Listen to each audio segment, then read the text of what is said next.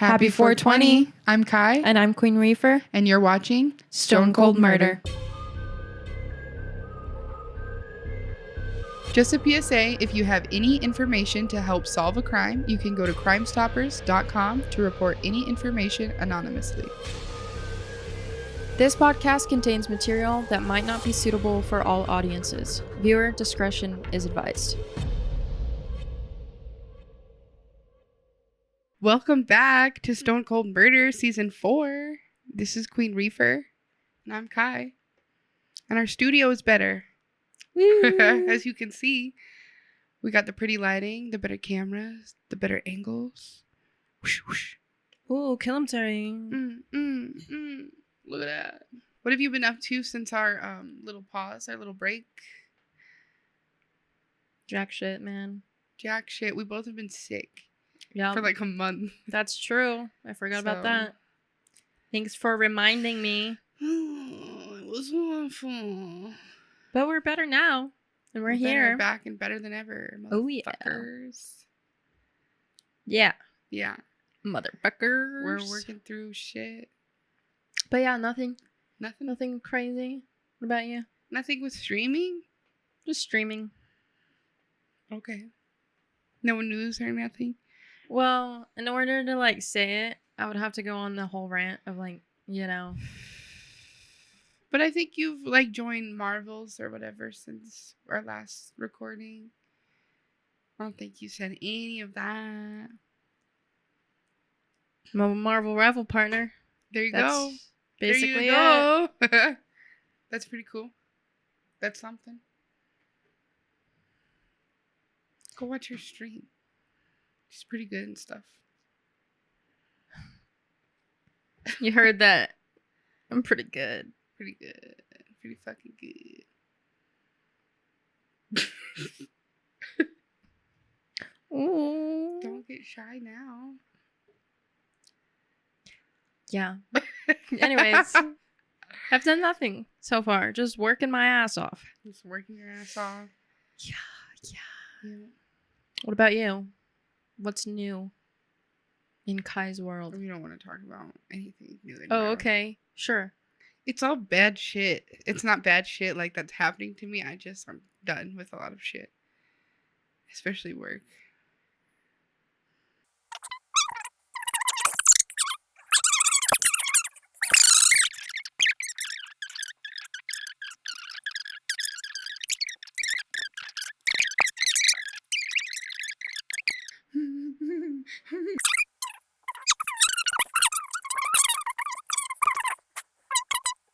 No, that actually is middle school behavior. Oh, beyond.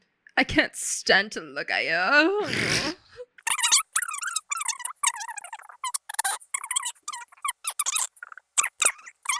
It's always old people that start drama with me. That I'm like, you are too old. It's because of the way you look.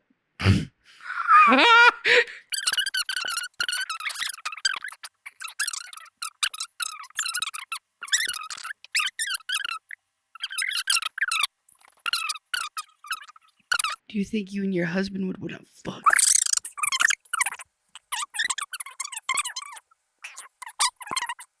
I can't wait to get a new job. With that being said, though, yeah, if you guys want to help Kai out, subscribe to our channel so we can make this full time. Yeah. So she doesn't have to be looked at while she works. Yeah. I mean, you guys look at her, but Yeah.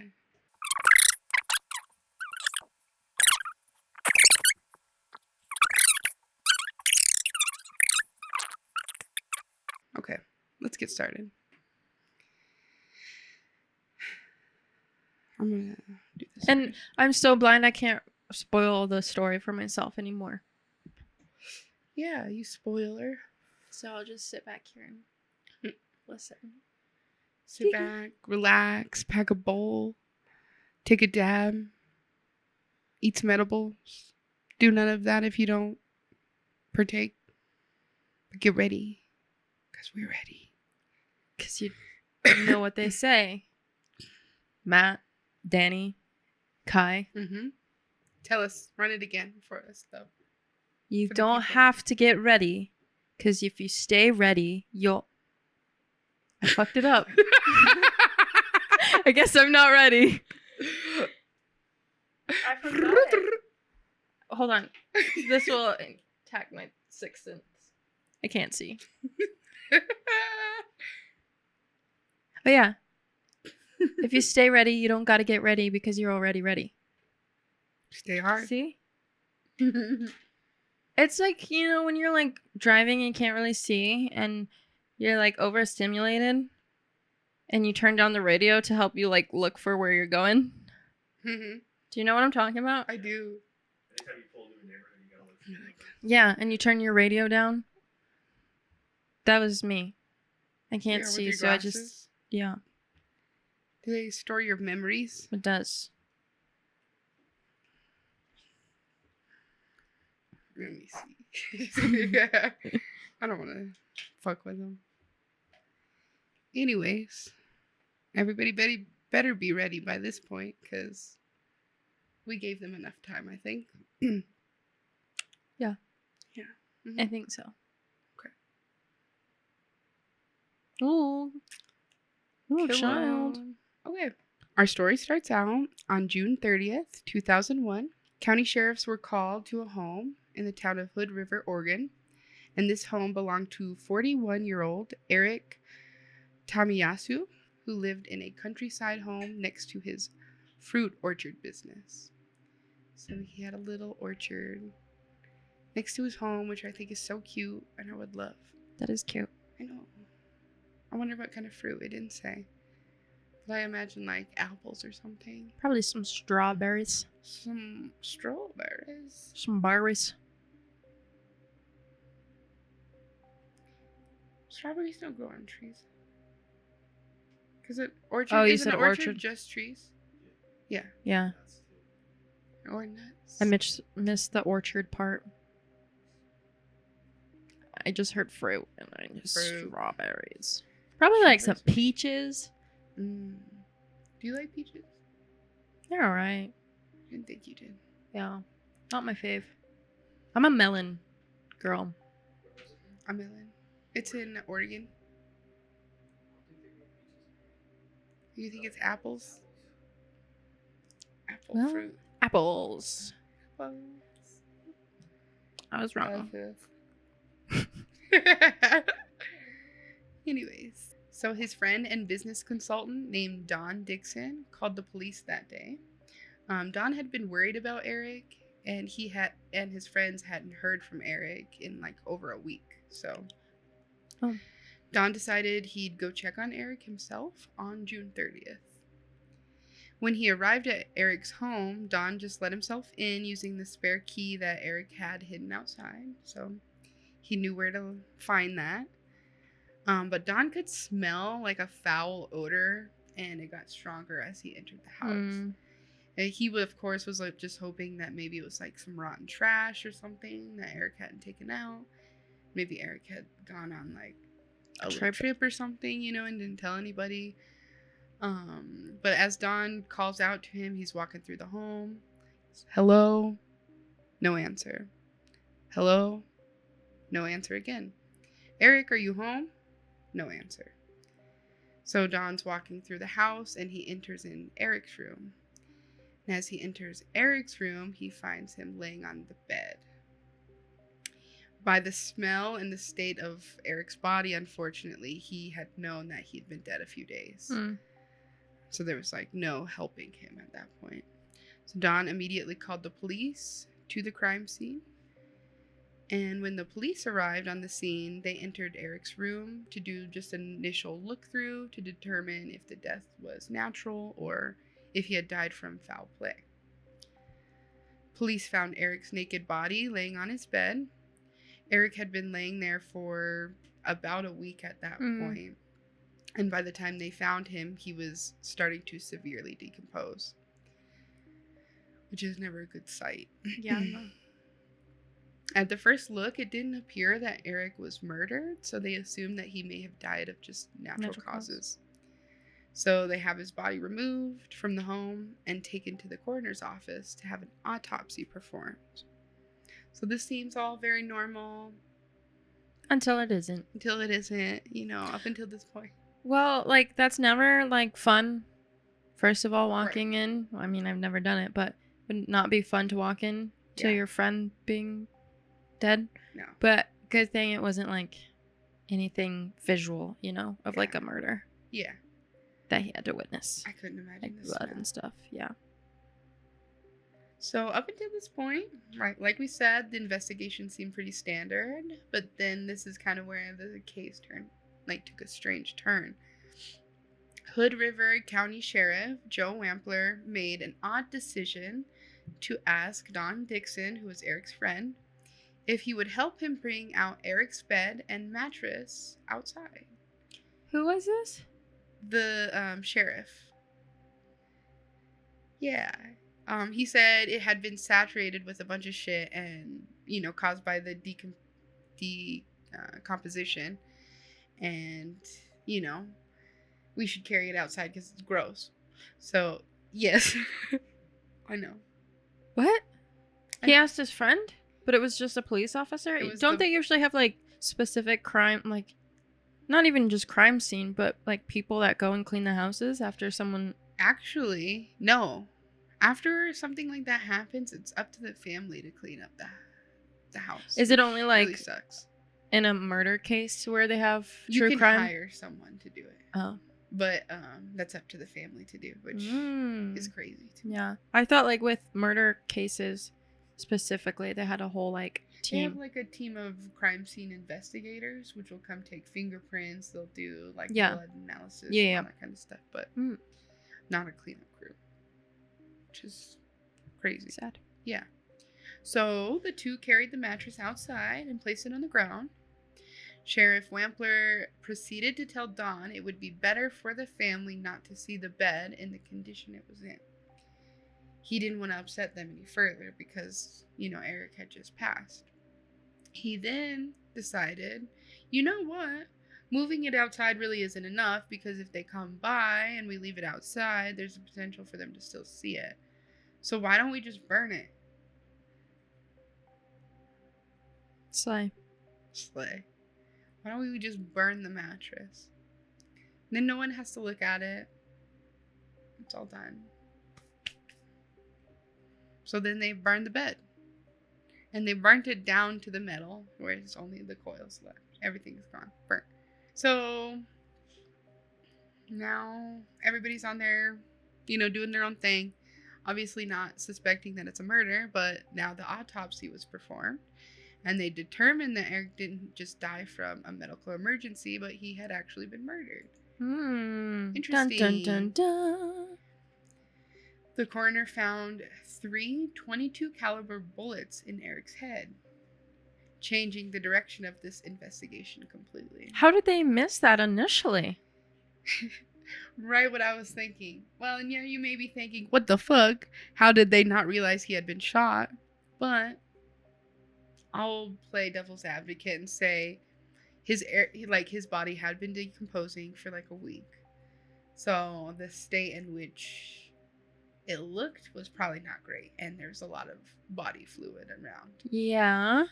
Right. And 2, a .22 caliber is pretty small, so there are cases in which you don't see them. There's like a famous case where someone's neighbor broke into their house and shot a boy, like a couple, and the guy had a bullet lodged in his head. And when the police came, they arrested him and were interrogating him for 5 hours with a bullet in his head, and nobody knew he was shot. And he kept saying that he thought he got shot in the head, and they were like, nah, you wouldn't be talking to us if you did. And then they found a bullet in his head. So, I still feel like they're not that small. They're not super small, but given how long his body was laying there. Yeah. Because, you could look up how long a week-old body looks. I'm okay. There's a lot of, juices and stuff. Yeah, no, I get that. But I'm just like, you don't see holes. But I guess with the It is weird. I'll give you that. It doesn't. But I am assuming it was, this side. Uh-huh. miss. It might not leave an exit. right? Yeah, That's what I was true. thinking too. Maybe. Because they found the bullets still inside, so Mm. they were in his head. Okay. Just to play devil's advocate, even though it is fishy and weird and strange, those two things combined could cause them not to see those initially, you know? So was there no like sign of entry? Or were they not really? I guess They didn't his even friend too, and Yeah. there's no cause to look. Mm-hmm. They just thought he died, and that was that. So, and I'm sure you remember that Eric burnt that bed after finding, or not Eric, but Don burnt Eric's bed after the body was removed that night. So, leaving them no way of collecting any evidence from where he was murdered, you know. And now they have to go back and try and piece together what like could have happened to Eric with, and like why someone would murder him, but like they really, you know, Have nothing. What do you do at that point, you know? Especially too, like with like the friend going in too afterwards. Yeah. Like, there's no like, sign of contaminating entry too, because he said he got the key to open it. It's like nothing to go off of. Right. Sucks. That's where we'll take our first smoke break.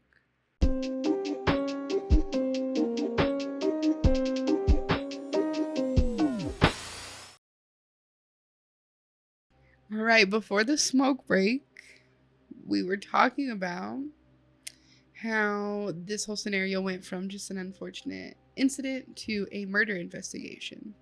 So now investigators are starting to retrace Eric's steps the day leading up to his death and see if they can figure out any clues or, you know, people of interest. So they learned on the evening of June 25th, a longtime friend named Diana Anderson showed up to Eric's house so that they could have a first date together. Aww. Which is cute. Cute. Throughout the night, though, Eric and Diana heard like tapping noises outside the house on the windows, and the doorbell actually rang twice during this whole night.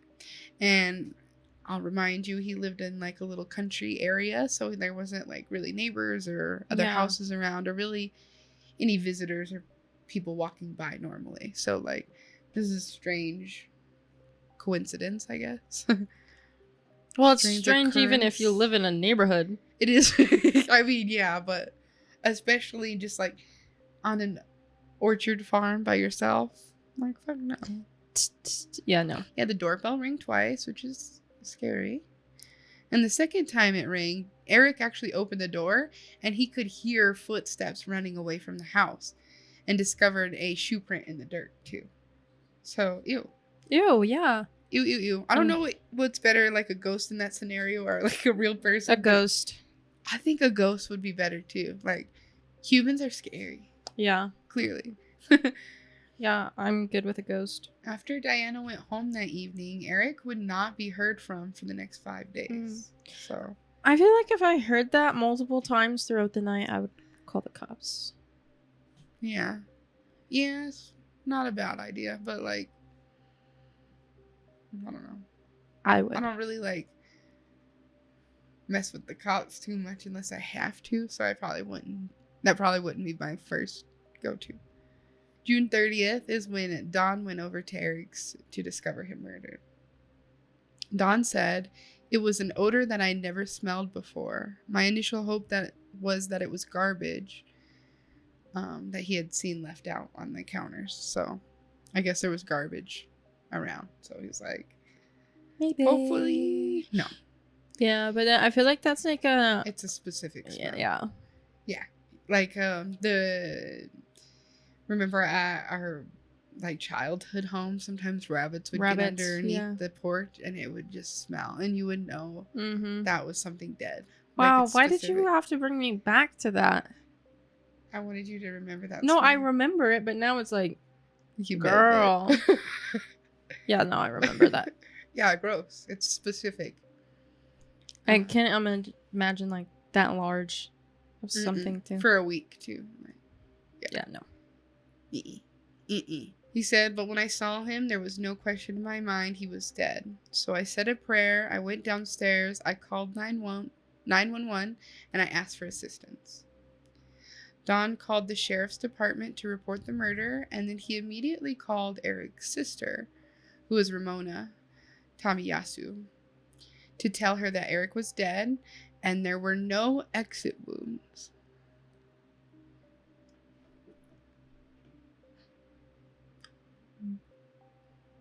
This statement came across as suspicious, of course, since the bullet holes in Eric's head were not discovered until the following day during the autopsy. Uh-huh.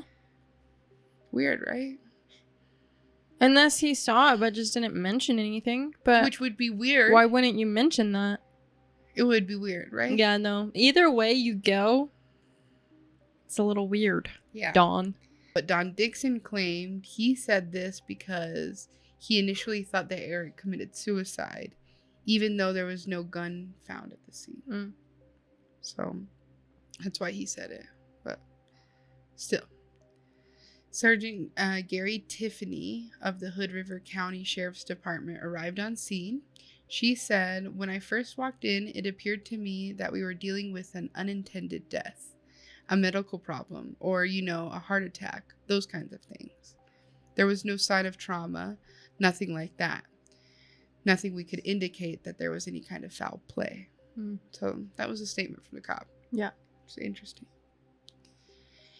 Eric Tamiyasu's body was removed from the house, and this is when Sheriff Joe Wampler approached Don Dixon and asked if Eric had a burn pile on his property.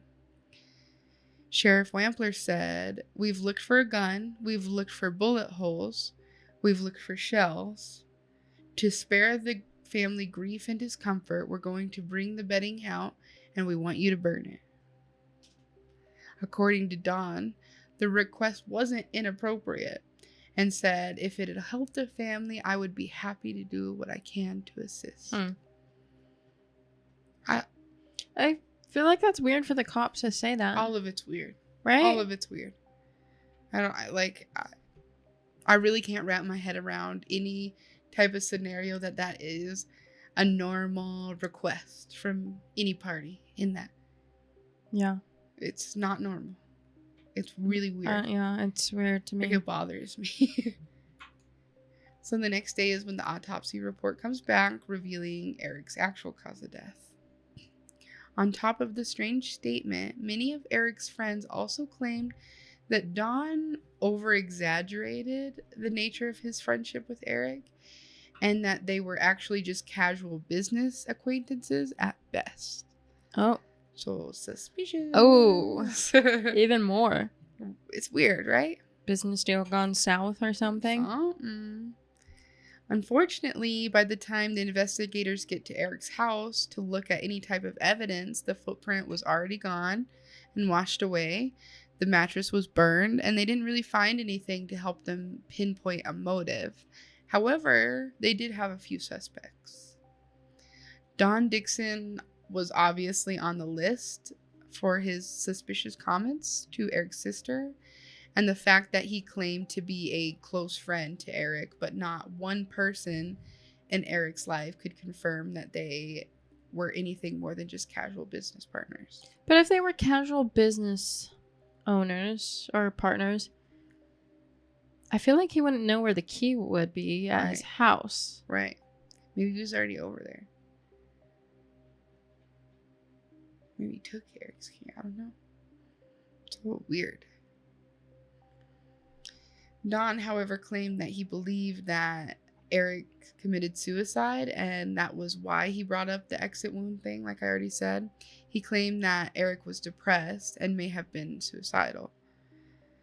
Investigators believe that the killer knew Eric's location because his house was just remote in general. So someone would have to know where he lives to find him and to know the layout of his home on top of that.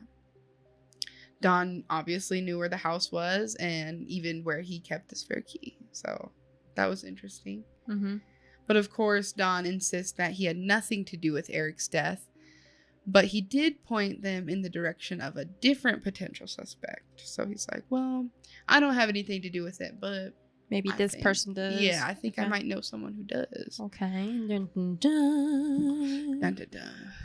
So that would be Eric Tamiyasu's close friend and other business partner, Eric Smith. So we're introducing a second Eric into the story. Okay. So I'll call our victim Eric. I'll call the other guy Mr. Smith. So Don claimed that he overheard an intense argument between Smith and Eric a few weeks before the murder. Eric apparently felt that Smith was pocketing money from their business. Eric apparently needed $60,000 because of problems with his orchard business, and Mr. Smith wasn't willing to provide this. So after the argument, Don talked to Eric, who appeared very upset because of the argument and the money situation. But Smith denies that this argument even occurred and claims that Don is making up the entire story. And we Interesting. can't really confirm because Eric obviously was murdered. I think I'm going to put my glasses back on. Okay. Because I almost wonder if I'm getting a headache because my glasses are off. Yeah, I'm like straining to see. probably. Because you are squinting.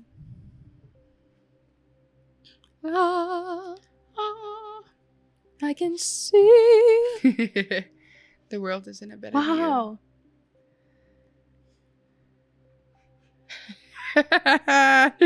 Amazing. A whole new world. A brand new, fantastic point of view. Now since we're way up here, It's crystal clear. and now I'm in a whole new world with you. Okay, enough of that. Anyways. Anyway. Investigators found that the two Erics had worked together, but there were no financial problems between them. So Don Right. was making up some shit. My head already feels so much better. Yeah, good. Not completely, but I can feel how bad my eyes were straining How's your now head? that I can see. I'm a little better. Dang, you didn't get the joke. Oh. It's from Elvira. It's just up the dog. He says, because she like bonks her head, and some guy's like, "So how's your head?" And she goes, "Haven't had any complaints yet." Yeah, I know. Yeah. Anyways, That just went over my head. whoosh. Now, of course, we have to talk about Sheriff Wampler because his crazy, weird shit.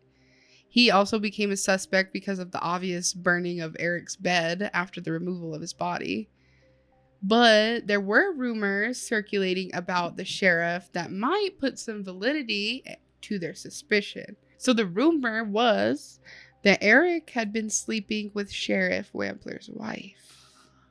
Oh. Tisk tisk. And of course, here comes Don Dixon to apparently confirm these rumors. Which, Don, I don't know about you.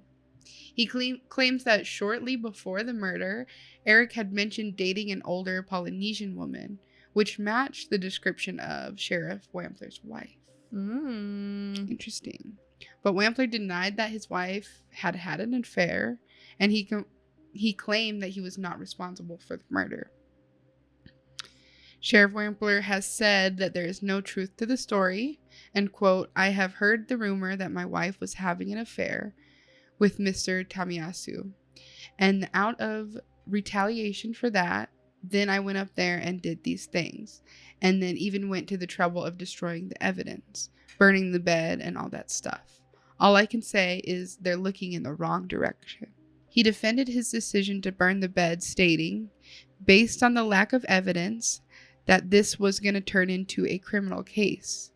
It was my decision to burn the bed.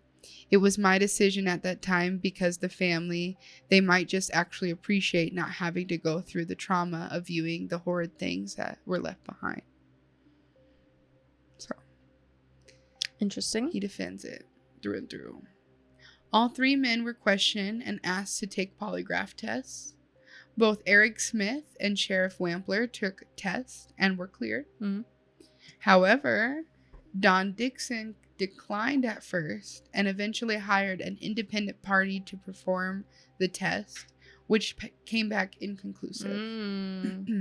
Sadly, both of Eric's parents have since passed away without seeing a resolution to his case. And recently, it has been revealed that police have investigated a new suspect in the case. Oh. This suspect was Deanna's ex-boyfriend. According to investigators, he was capable of stalking-like behavior. Gross. So, you remember the night before he was never heard from. There was They went the out. doorbell and all that kind of stuff. So, Could make sense. yeah, he's considered high on the list of suspects. He had never been publicly identified or charged, nor have any other suspects in the case. Eric's family and friends say that he had no enemies in the world and that they didn't understand why he was murdered. Eric's murder remains unsolved. What are your thoughts? I don't know.